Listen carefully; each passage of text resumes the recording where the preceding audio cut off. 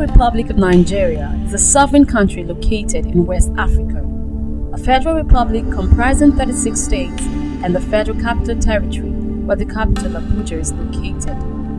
Nigeria is inhabited by more than 250 ethnic groups with over 500 distinct languages, all identifying with a wide variety of cultures, rich in tourism with happy people and a happy life. Despite the issues in the country, citizens of Nigeria decide to stay strong. But due to the arrival of the Covid-19, what used to be a normal life to the people of Nigeria changed. When the whole COVID-19 stuff started, it was more like a drama.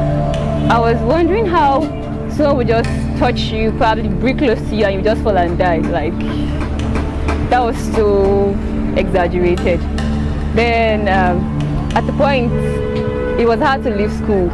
I'm almost done, at the edge of everything. I have to now leave school because of coronavirus.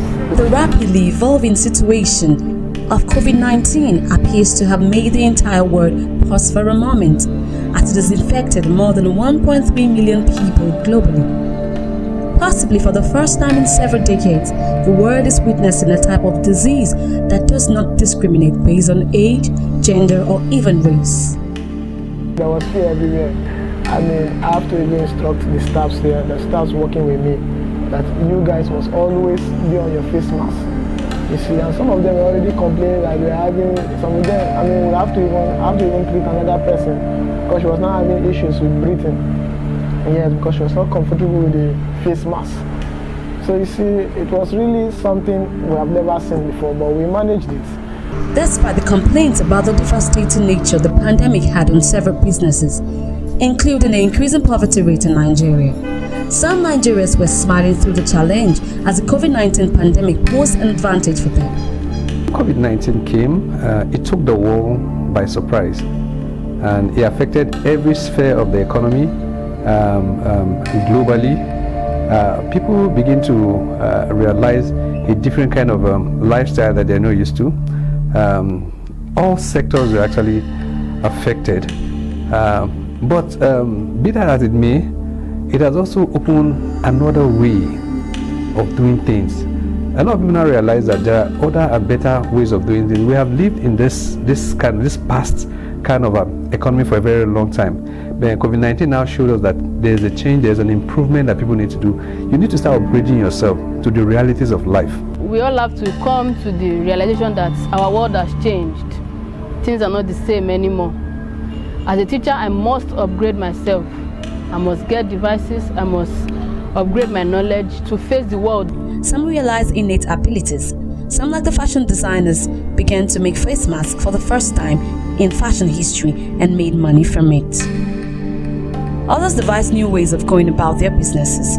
Because of the COVID-19, I realized that I could actually make already made clothes to sell. I actually started this business in the midst of this whole pandemic thing. For many, it was a sad experience as the pandemic cost them their means of livelihood. As a single mother, it was not easy for us to cook during that coronavirus. We suffered a lot. No customer, nothing. Even to feed, it's very difficult. We thank God for our church. Church really helped us. Had it been with the pen of federal government, it would have been a bad story. In this business, that every other business has been affected because of this corona epidemic. So I don't think taxi or other businesses, every other business has been affected. I would like people like us who know how much we make in a day, but now you just come out there. If you have something you can eat at the end of the day, you go back home because nothing is going on for now. It affected us to some degree because there are some places we cannot move around, so we work online. But the problem there is that it's not everybody that is online, like people in the rural area, so they cannot get our messages. For the pandemic, we were actually making sales. The prices were fair, but during the pandemic, it was something that the prices actually skyrocketed because of increase in change in price, dollar per naira, and it really made people find difficult. Most of our clients find difficult to actually patronize us or to get one of our products because the price actually went times 2 of the initial price. So in a way, we struggled to actually meet the benchmark for ourselves. The coronavirus has actually come to change the way we do things. It invaded the human space. I think in Nigeria since February, we've been on lockdown and the economy was brought to a standstill. As far as the oil business is concerned, you will agree with me that even when you look around yourself, things are not as they used to be. Since February, my monthly sales have dropped by about 80%. So we're just doing just barely 20%. The COVID-19 pandemic has further exposed the lapses in the Nigerian health sector. More so because the well-to-do, politicians and government officials who would occasionally travel abroad for medical treatment could not do so as the pandemic happens to be a global one. Nigerian health sector is nothing to write home about. I'm sorry to say that. I'm a Nigerian as well, and I'm part of the team. Yes, as a pharmacist, I'm part of the team. There are a lot I've done here, just in this my small place. There are a lot of interventions I've done here. Nigerian health sectors are not helping matters at all. The COVID-19, our response has showed clearly the weakness of the infrastructure that we have, particularly the health infrastructure. The COVID-19 has actually come to expose us, expose the government, expose the infrastructure. And so these are the areas I think the government is trying to see how going forward, how these infrastructures can be improved. The Nigerian government, in a bid to cushion the effect of the pandemic, gave out palliatives for its citizens. They had to give food to the poor people. God, if you had seen what they brought. The rice was spoiled, the beans was like, it was so disheartening. Imagine a family that have been waiting inside the house, lockdown for like 1 month. Then give them spoiled beans to eat. Family of 5.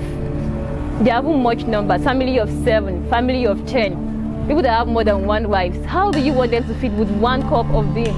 However, many complained that they did not receive any palliative. Even those who got complained that the food palliatives were of low quality standard. Federal government, they want to kill us. After they will say they don't share food, they don't share $20 billion, $20 billion, $20 billion naira. They pack full back. How they give people to chop? COVID-19. People come down and they give themselves food there. They say, "When we sit down for house, they talk other people for nothing sake. They give nonsense to people to eat." Religious organizations were not left out of the lockdown directives, as many churches and mosques, not only across Nigeria but also across the globe, were put under lock and key. However, on the 1st of June 2020, the President of Nigeria, Muhammadu Buhari, through the Presidential Task Force, announced the lifting up of the ban over religious gatherings. In the midst of all of the issues associated with the coronavirus pandemic, there are lessons that have been learned the world over. Some people in Nigeria don't really take their health seriously. If you have been following the news, most of the people that survive the COVID-19 are people that have very good immune system. One of the lessons with COVID-19 is that you must take care of your health. Above all, like they are saying, people need to have ownership of their health. And they can only have ownership of their health if they are well informed. The COVID-19 pandemic has brought fast-moving and unexpected variables, some of which existing crisis plans and teams weren't prepared to handle. Many companies successfully developed incident management plans particular to this crisis and are now looking forward.